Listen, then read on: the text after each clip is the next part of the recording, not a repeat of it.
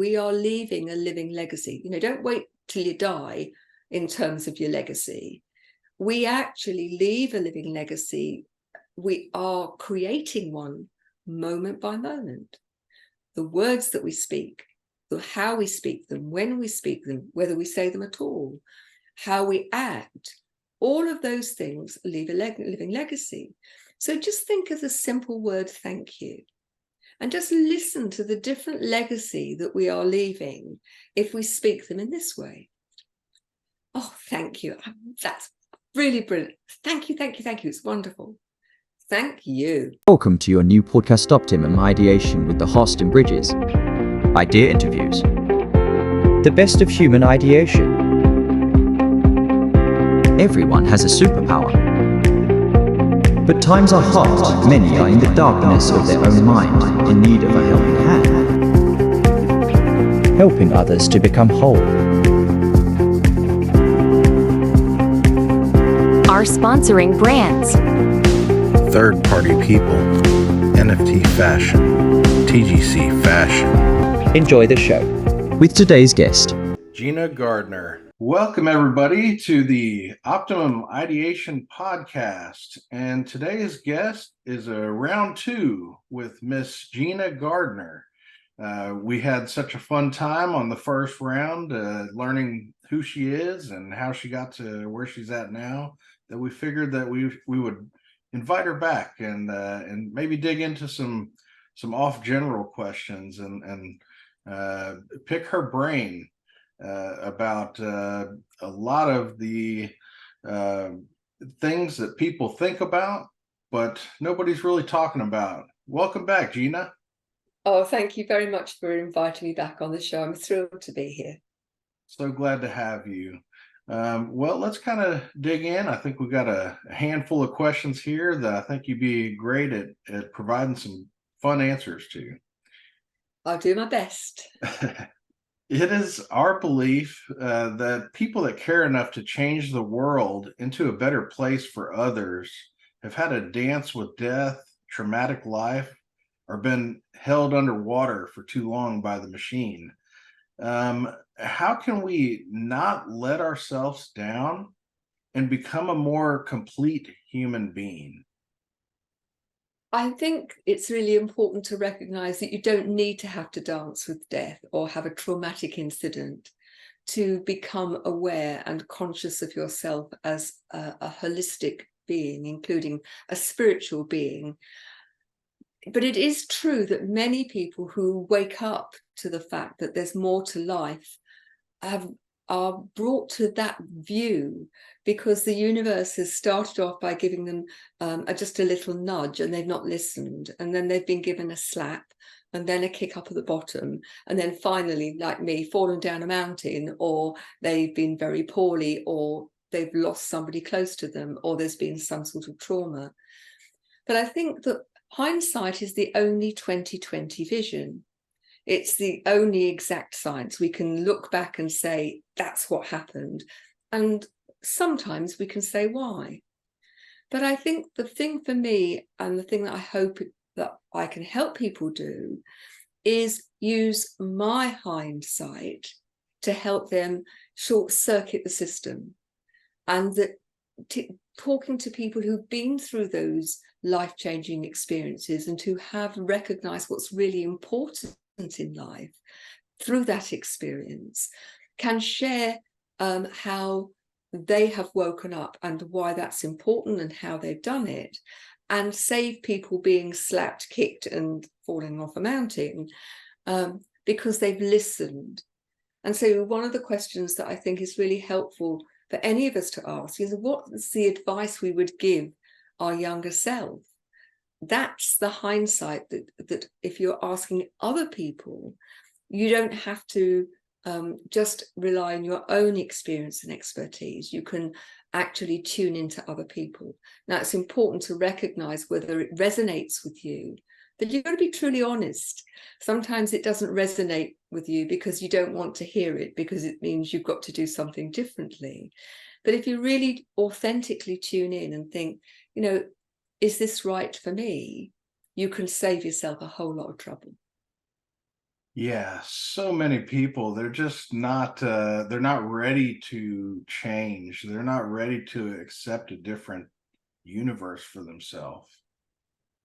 There's an old saying, isn't there? You can lead a horse to water, but you can't make it drink. Yeah. And I was talking actually to a client this morning about someone in her family who's going through very significant traumas. And they were trying to take responsibility for being the one to solve their family members' problems. And, was saying to them, actually, you can offer help, you can hold the space and provide support, but you can't do the inner work for somebody else. They've got to do it for themselves. Yeah. And there has to be a readiness to accept that what's going on is not in your best interest, and a readiness to do the work. And it's called work for a good reason, because, while some bits may come quickly and easily, other bits are really tricky, and they require you to be consistent about your approach. And that takes some work. Yeah. Yeah, I think we all want it to be so much fun, or just everything should be fun if you're going to do it and spend your time doing it. And what you find is that it's very mundane. These things to find peace. It's just you find it in the most mundane things that you do. It's a lot of discipline and work, like you said. I think it depends on your mindset. Yeah. So if your mindset is, I need to be entertained, this needs to be fun, and everything should be exciting, as opposed to, actually, I'm choosing to live in the moment, because we only have this moment. You can't change the past, and you can't count on anything in the future. You only have this moment now. And if you make a conscious decision, and for me, it's all about this level of consciousness, this awareness about who we are and how we are operating moment by moment.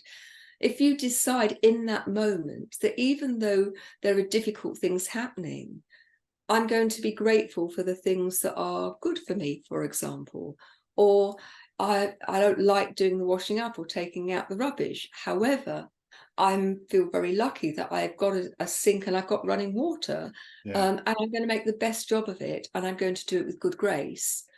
And when you start to make that your habitual way of being, then the whole of your life takes on a different tenor.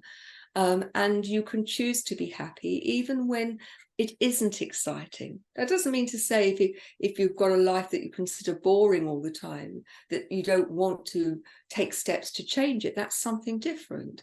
But in the process of changing, you don't have to be unhappy. You don't have to be miserable. You don't have to complain to other people all the time. You can get on and make the best of that moment. Perfect. Now, how many people do you know that you could truthfully say are happy? Oh, it's the perennial question, isn't it? There are so many people who put conditions in the way. I'll be happy when, and they have this whole long list of criteria that have to be met before they will be happy. And the problem with that is, as soon as one criteria is met, I want a big house. So they get the big house. Well, then I want up-to-date furniture, and they've got that. Well, now I want a decent car in the drive. And now I want children who are not going to leave their shoes in the hall and who are going to do their homework without moaning. And the reality is that those people will never be happy, because their happiness is based on external, and usually it's based on stuff. The difference is I choose to be happy, and I choose to be happy personally every time I look at something from nature, every time a friend phones me, every time I drink or eat something that I enjoy, every time that I have a hot shower.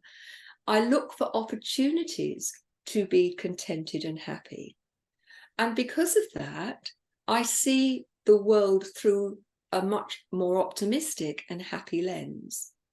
And I do my very best, don't manage it all the time because I am a human, but I do my best to see the best in every person and the best in every situation.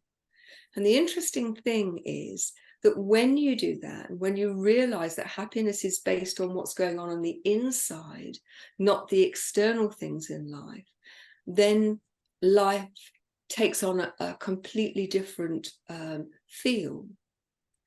So you ask the question, how many people do I know who are truly happy?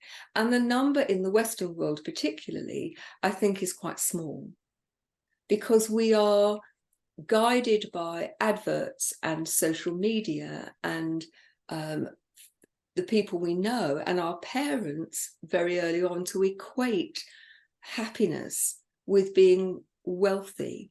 Now, it depends on your criteria for being wealthy. For me, wealth and abundance are holistic.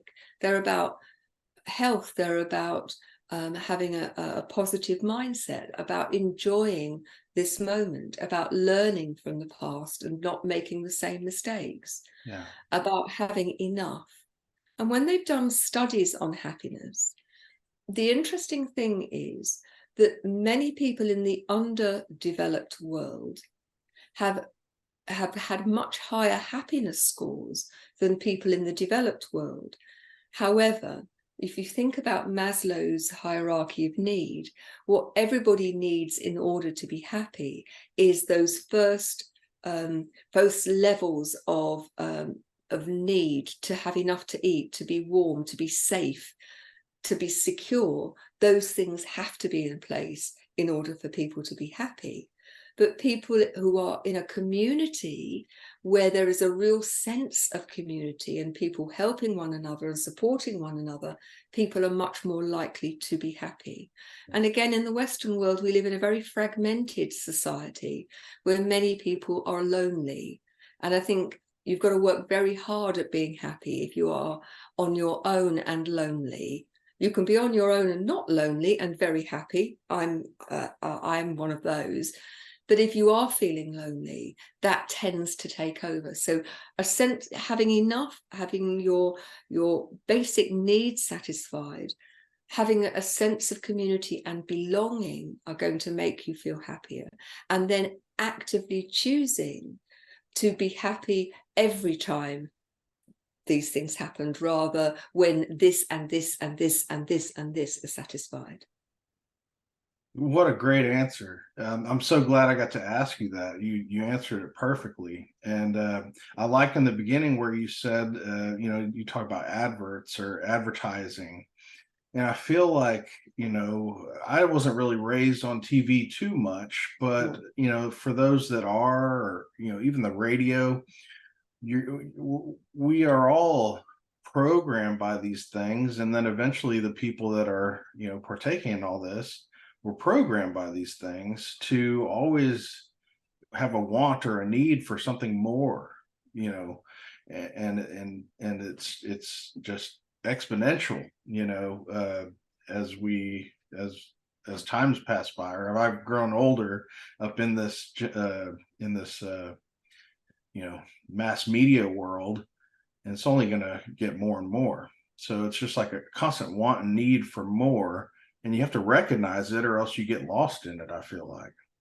Well, the commercial world is predicated on the fact that you need to want something. Yeah. And before we started this recording, I was talking about the fact that my computer is getting to the stage where it needs to be replaced. And there's built-in obsolescence into all sorts of objects. But many comes to how they relate to their own sense of self-worth.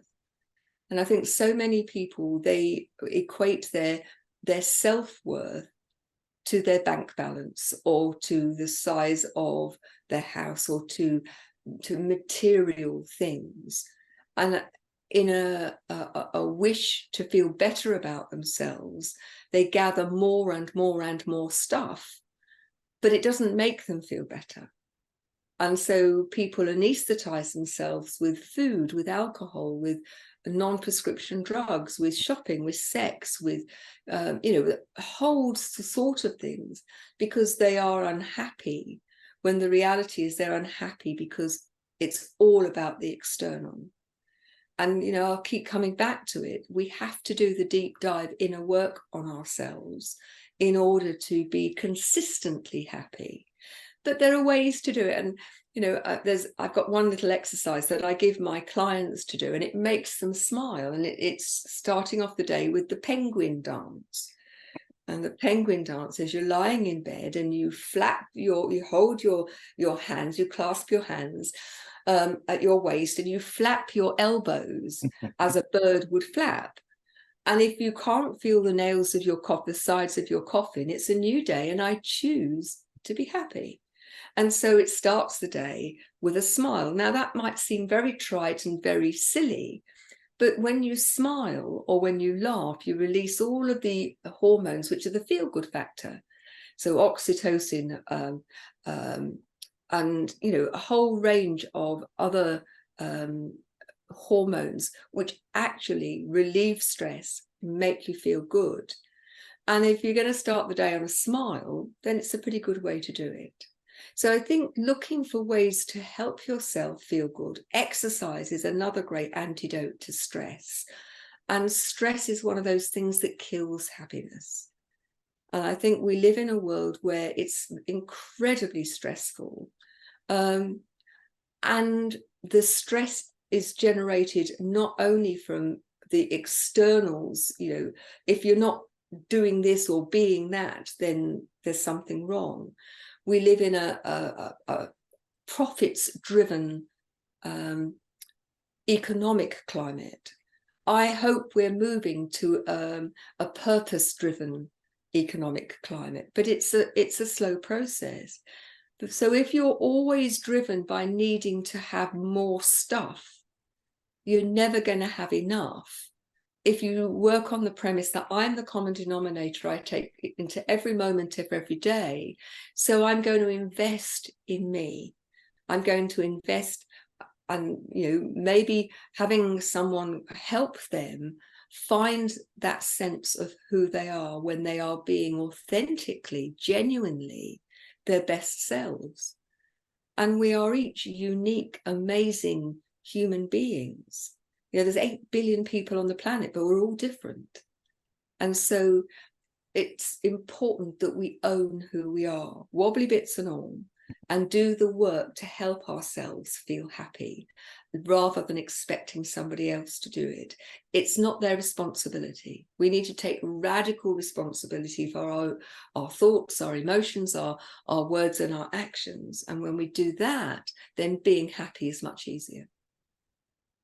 Perfect. I love this discussion.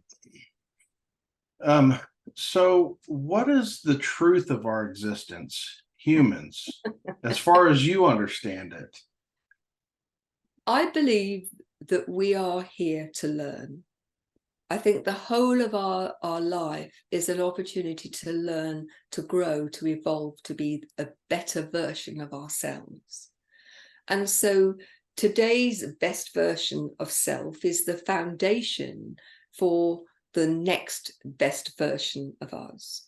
If you want to put it into a spiritual context, I think many people talk about, are we humans having a spiritual existence? Are we spirits having a human existence? And the answer to that is none of us really know until we get back upstairs and we find out whether we are spirits having a human existence or not. So in many ways, I think it's easier to work at the human level, but I do believe we are all connected, and that anything that affects us affects other people, other sentient beings, the environment, the planet, and so on. We are energy, and we are vibrating. And when we vibrate at a high level, coming from a place of generosity, forgiveness, happiness, joy, love, there is no doubt that that has a huge positive impact on other people. When we're coming from a place of anger, frustration, hate, jealousy, fear, we are also having a profound effect on people, but it's a very different one. And I think, one of the things that strikes me is that moment by moment, we are leaving a living legacy. Don't wait till you die in terms of your legacy. we actually leave a living legacy. We are creating one moment by moment. The words that we speak, how we speak them, when we speak them, whether we say them at all, how we act, all of those things leave a living legacy. So just think of the simple word thank you, and just listen to the different legacy that we are leaving if we speak them in this way. Oh, thank you. That's really brilliant. Thank you, thank you, thank you. It's wonderful. Thank you. There's a really different energy behind the same word, but the legacy that leaves in terms of the person who's on the receiving end is very different. And so I believe for all of us, it's about how are we evolving. And lots of people talk about the metamorphosis, and use the metaphor of a caterpillar. So, we're metamorphosizing from a caterpillar to a butterfly. But what most people do is they just simply become a bigger caterpillar. They become a bigger, better, louder caterpillar. Because in the metamorphosis, if you cut open a pupa, that stage between caterpillar and butterfly, it's just mush. They have to disintegrate as a caterpillar in order to become the butterfly. And I think lots of people fail to recognize that in order to make that metamorphosis, you have to change. And you have to change significantly if you want to fly, and if you want to then be a great example for other people. The trouble with bigger caterpillars is you become a bigger version of that self, but you don't grow. And I think there are many, many people who are stuck in that I'm a bigger caterpillar, thinking that they're being butterflies, but actually they're still on the ground munching leaves. They haven't got the perspective of actually going higher and flying as a butterfly would. Wow. Yeah. Wow. Yeah. I felt like I was a great business person. I worked my way from the ground up. I networked. I did all these things, worked at the top levels of companies. And then when I started my own company, I felt like I was just a bigger caterpillar, and then you almost have to kill that old self. And, all the way I used to manage with anger and frustration and drive people through, hey, this is how it's done. And, we got to do it this way, organize it this way, just to find out that, wow, that's not who I want to be, nor is that really an effective way to manage others for long term. It's such a powerful piece of learning. The sadness, I think, is that many people get stuck in, I need not only to feel that I'm right, but I need to prove to others that I'm right. Yeah. And in doing so, they prove other people wrong, rather than I have a different opinion. Yeah. And I'm open to listening to your perspective. I may still keep my opinion, but at least I'm going to really be open to listening to you and understanding why you're coming from your perspective. Perfect. Yeah. But I think egos are things that your ego needs to go under your pillow with your pajamas or your nightdress, if you really want to grow. Your ego is designed to keep you safe. And having done that, that's its job. No more, no less. But so many people, their lives are run by their egos rather than really tuning into that conscious part of themselves. So maybe you've answered this, but how can we turn the human condition in our favor? I think we have every opportunity to do that. For me, that evolution is learning. And for me, at the heart of turning the human condition in our favor is, what can I learn from this experience? It may have been really, really difficult. It may have been painful and uncomfortable, but what am I learning from it? And for me, the human condition is improved by learning from past mistakes. There's no failure, no true failure, other than the failure to try something or the failure to learn when it hasn't gone to plan. And I don't know about you, I'd be interested to know, but very often things that at the time seemed to me such a big deal, so awful, and it's not worked out and how terrible it is, have actually worked out to have done me the biggest favor. So let me give you a couple of examples. Early on in my teaching career, I went for a deputy principal's job, and I was really unhappy that I didn't get the job.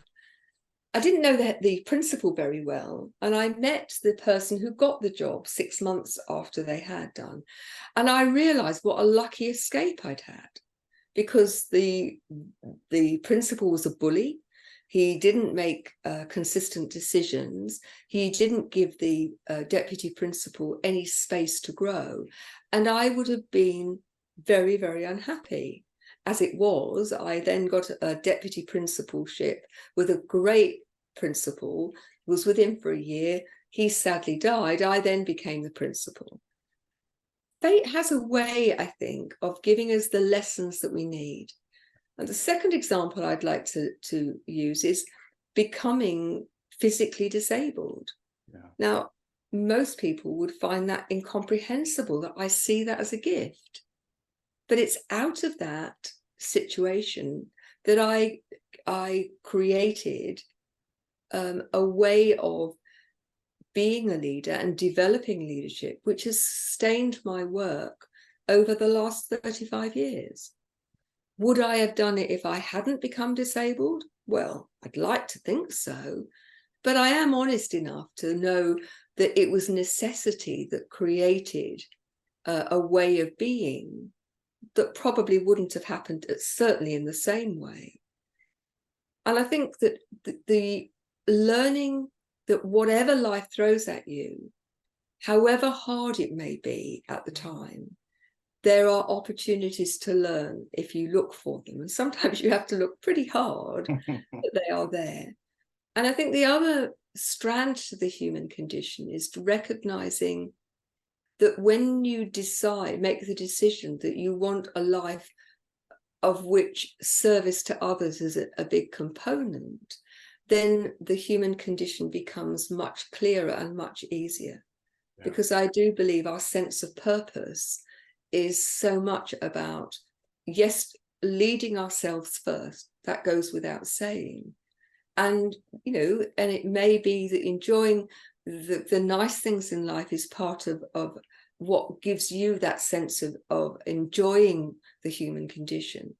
But for me, being of service, helping other people grow, empowering others, has given me such a gift in my life. And I believe that my human condition, my purpose, is here to help as many people grow individually, as teams, as organizations, and help to make the world a better place. Yeah, I love that. We kind of share that mission. These past few years in my recruitment staffing business, I've been fortunate, even though the times have been really hard on everyone, to at least have these interviews, thousands of interviews with people that are looking for the next level in their career. And so, give them that little bit of coaching while I got them on the phone, and, directing them and, helping several people, 100 people or so get, money in their pocket and get them on the right path. And it's a very precious gift that you're giving people. Yeah. And, one of the things that I think that underpins it, that makes the difference, is you taking the time to do that, but also implicit in that is you believing in that person. Yeah. And sometimes we need somebody to believe in us more than perhaps we believe in ourselves at that point. Exactly. And it is such a precious gift. Yeah. It's been a powerful thing, and I'm so glad to have that experience that not many do, or maybe they wouldn't have even done what I've done, but it's been pleasant for me, but at times it's been hard, because while, a lot of people are out of work, a lot of companies aren't hiring either, so, finding clients for me and just to get these people somewhere, and it's been a war, but it's had that silver lining to the cloud with being able to help these people. And I think that goes back to what I was saying earlier, that however desperate things are, there are always gifts if you look. Yeah. And I think for many people, if you're so caught up with the sense of lack, with the worry, with the anxiety, and I do appreciate that there are people who are trying to put food on the table and who have got bills and who are constantly living in that sense of not having enough. And they may turn around to me and say, well, where's the gift in that? But for me, a lot of the gifts come from the relationships with other people and the interaction with other people. And even if you don't have money, you do have you, and you do have time. And so there are things, if you focus on small random acts of kindness that don't have to cost you any money at all, just by doing that, you will find that your mood lifts, that as your mood lifts and you start to focus on what you can do and what's possible, then that energy flows where your focus goes and things will become more and more possible. You will develop resilience and life will start to offer you different opportunities. Sure. Well said. Well said. What can collective humanity do to feed the village better? I think there's been, over the last 30 years, and maybe I've got that timing a bit wrong, but I think there's been much more a sense of me, my rights, my this, my that, I want this. And I think one of the big things that's got to happen is to become a we, and to recognize that unless we find a way to support those less fortunate than ourselves, unless we find a way in our hearts to engage with people, animals, the environment, the planet, in a kind way, then we are going to suffer all of the negative things that we see going on around in the world. And I know lots of people think, well, what can I do? I'm one person. How can I affect a change? How can I do anything? But I think the reality is that each of us has the opportunity. I liken it to, if you think about a firefly is a tiny, tiny prick of light. And that for me is every kindness, every thought where you have recognized that, a kind word and a smile, even if you don't agree with somebody, that, listening to somebody and holding the space costs nothing, but is a big gift you can give someone. Providing a bit of help for someone who needs it, that in doing so, those little dots of light start to collect together. And they start to become a candle flame light, and the candle flames become light, and they become, a fire in the grate, and the fire in the grate becomes bigger and bigger. And the more of us that join, recognizing that it's down to us as individuals to make a difference insofar as we have influence and we have the capacity to act, that when we all start to do that, things will change. The challenge is, if you wait for the politicians and for the big corporate guys to do this, evidence demonstrates at the moment you're going to wait a very long time. So let me give you a couple of examples. David Attenborough, who is somebody that I admire immensely, did a television program called The Blue Planet. And in that, he showed the danger of plastics in the ocean. And it sparked a movement in the UK, I don't know about the US, where people got together in coastal towns and went, and still do, collecting plastic off the beach. They started to make representation to the government, and they've got rulings made about single-use plastic.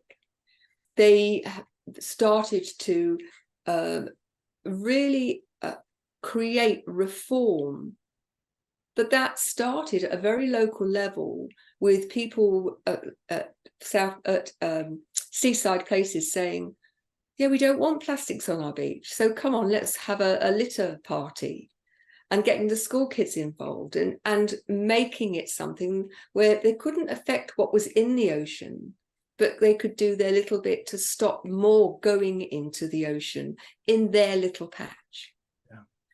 And if we all started to take responsibility more mindfully about what can I do rather than what I can't do, yeah, in my actions, what can I do that's going to make a little bit of difference? And lots of little bits of difference make a bigger difference. Perfect. Yeah, and while you're speaking that, I was going to let you know that I wound up touching bases with Jim Britt. And so, I know you know him, and, yeah, like you said, we got one little light here and one little light here. What can we do to make more of those? What could you tell me that nobody else would know about Jim Britt that you found out? I don't know him well. I was involved in writing a chapter in one of his change book. Yeah. Change book 11 I'm in. Yeah.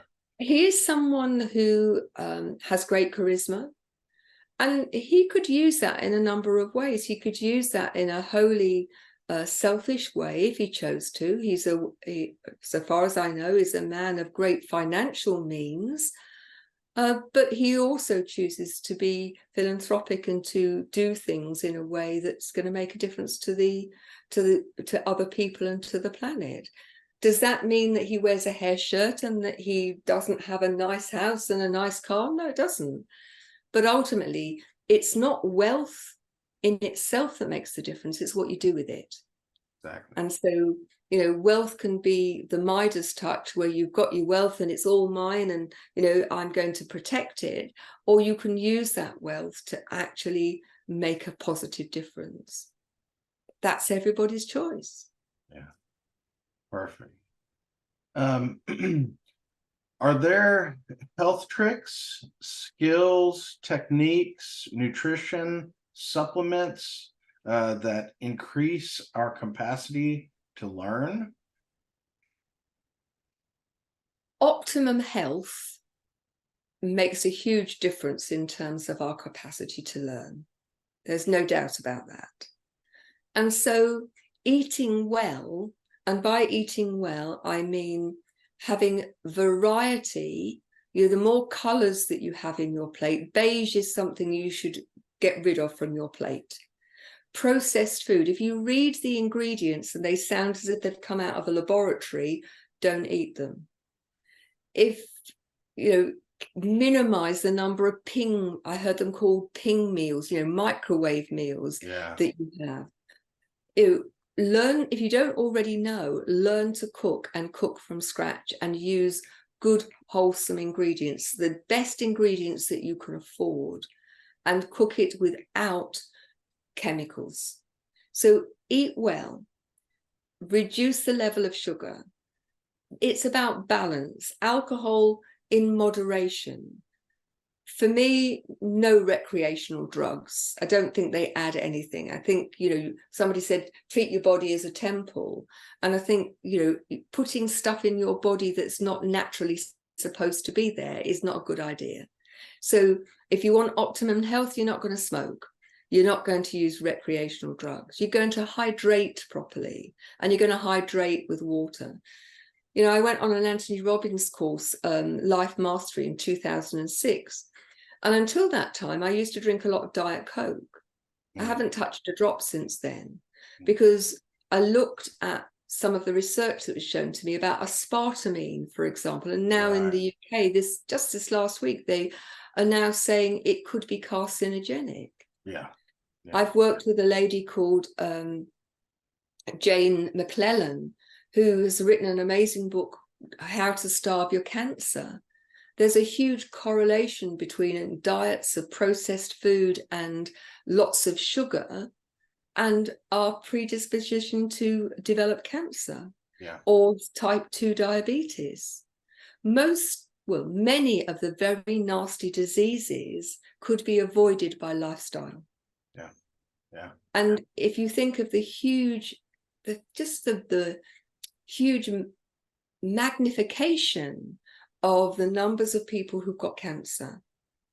When I was a teenager, they were talking about 1 in 4 people in their lives would get cancer. It's now 1 in 2. Yeah. And although the outcomes are better for many people, the outcomes are pretty dire for many people, and the treatment is brutal. So doesn't it make sense to look after yourself and to eat well rather than rely upon chemotherapy and the like in terms of helping you get over having cancer? Now, I'm not blaming people who've got cancer, but I am saying what you put into your body makes a big difference. So if you look after and you put good things into your body, then you are more likely to stay healthy. So nutrition is one, hydration is another, sleep is another. And I am somebody who has historically struggled to sleep, but I do my best, and I've got a number of techniques that I use to help me sleep better. But then I think there are other things like learning is absolutely important. Those people who are not learning are actually moving backwards. And there is now great evidence that if you want to keep the neuroplasticity in your brain and give yourself the best chance not to develop dementia, then use your brain and be sociable. So interaction with people is another. Loneliness, they say, is more dangerous than smoking 40 fags a day. So being social, finding ways to have fun, being childlike, not childish, but childlike, seeing the awe and wonder in things, I think is really important. And the last thing I would say is if you want to avoid things like depression, then have a purpose, which means that you're doing things for other people. Not to the point where you don't look after yourself, always put your own oxygen mask on first, but then you'll have excess time and energy and so on that you can help supporting other people. So that's my recipe. That is some good advice. Someone is going to be helped from that one for sure. Now we're kind of coming to the end here. Do you have any smart business or smart approaches to increase income that would be helpful for the audience? Okay, so if you are a business owner, you're an entrepreneur, I would say that the most important and the most effective way of raising your profitability is to become an enlightened leader. You lead yourself first, that you do the deep inner work, you lead by example, and you lead in a holistic way. You don't start with the profits, you start with your people and developing them, and the profits will come. If you're talking about making a passive income or an extra income, then many people fail to recognize that their experience and expertise has value. So writing a book, for example, and these days you can write a book and publish it on Kindle Direct, and you can leave a legacy or hindsight your experience. There are ways to create a second string to your bow. Many people, for example, will use their expertise to help people who are further behind in their journey and will mentor them or coach them. I think for me, it's recognizing that the opportunities are out there if you look. And if you allow yourself to be at optimum operational level because that you are looking after yourself, you're being kind to yourself, not overindulgent, but kind. and you are open to opportunities, that you are prepared to get out of your comfort zone. Many people don't find ways of earning an extra income because they won't take a chance. Now, I'm not talking about being silly. I'm not talking about, getting into get rich quick schemes, because generally, if it's too good to be true, it really is too good to be true. But if you are open and you are looking and you are prepared to do the activity consistently and get out of your own way, there are still lots of opportunities to make money. So let me give you a couple of examples. And the pandemic was a perfect example of how some people were furloughed because they were I'll talk about somebody that I worked with. They had a restaurant, and the restaurant was closed. And next to his restaurant, he had a delicatessen. And he thought, well, what am I going to do? It's a new business. I've just got going. I've now got to close because I can't keep going. What am I going to do? And we talked about it. And I said, well, what are you good at? What are the ways that you could still operate legally and safely that don't require you to open your restaurant? And he thought for a while, and he came up with some ideas. So he circulated leaflets to the local area. In fact, he paid a little bit of money and got the postman to deliver them while he was delivering the post. And he said, 3 days a week, I'm going to do dinners. This is the menu. If you'd like a dinner delivered to your door, then phone this number, and this is the cost. And he started off by, in a very small way, in the local area, 3 days a week, he would himself cook and deliver the dinners. Within a fortnight, he couldn't do the dinners and do the deliveries. He had to employ somebody to do the deliveries. Perfectly legal. That person was masked up. They would knock on the door, leave the dinner in a box on the doorstep, so nobody was compromised. And this spread. So he then got other people to cook dinners to his recipe in their home, and the driver would pick those up. And then somebody said, my grandfather is 90. We would normally do a party. Can you do a cream tea to be delivered to his door? And he started to do cream teas delivered as a birthday or as an anniversary or whatever. And then somebody said, well, it's my parents' anniversary. Can you deliver a celebratory dinner for them? And instead of being out of work and no work, here is a guy who had more work than he knew what to do with, because he'd been enterprising and he'd looked for an opportunity. Now, sometimes the opportunities aren't, as one could say, as obvious as that. But interestingly, lots of restaurants just closed. They weren't enterprising, but he had to put a lot of work into it in order to get it going. But it really paid dividends, because all of those people, when he opened, wanted to come and eat in his restaurant because they knew how good the food was. Yeah. He'd created a loyal following. So instead of struggling when he opened up, he had an absolute explosion of people wanting to come and buy in his restaurant.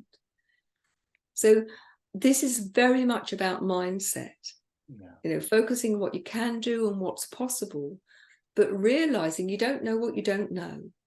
Yeah. So don't close things down before you've explored whether there is something worthwhile in the idea or not. Perfect. What a beautiful story. Miss Gina, it has been such a pleasure having you again. And I can't wait to edit this and share it with everyone. Now, is there any questions or anything else that you'd like to discuss that maybe we missed? I think it's been pretty comprehensive. I think perhaps the one thing I would say to people who are listening to this is, are you limiting yourself? Because the chances are you are. And if so, how? I believe I shared the story of the fire walk the last time I was on here. And I know that despite people thinking I was doing most amazing things from a wheelchair, that I had that sudden thought that that recognition that I was self-limiting. And when I chose to step over the barrier, if you like, the world opened up. And since then, so many amazing opportunities have come my way. So this is about being brave, having the courage to step out of your norm and to explore what's out there. Because the world is an amazing place and there's some incredible people in it. And so I would really urge you to step out of your comfort zone and to look at what else there is available to you that will fulfill your dream, that will give you a huge, satisfying sense of purpose. And if you're not sure what that is, be curious and go out and just explore. Oh, perfect. Thank you, Miss Gardiner, and I wish you a great evening, and I hope to do some networking with you soon. Oh, I look forward to that. Thank you. I missed you at the last speakers connection, but I'm sure I'll catch you at another one. I'm sure you will. It's been an absolute pleasure to talk to you. Thank you very much. People want to contact me, to ask me anything, if they email me at Gina, Gina, at genuinely-u.com, I'd love to hear from them. I will put all your links below, and I will add the email to here for people to connect with you on the video. Brilliant. Thank you very mumuch indeed. Thank you, Ms. Gardiner. Have a good evening. Bye-bye.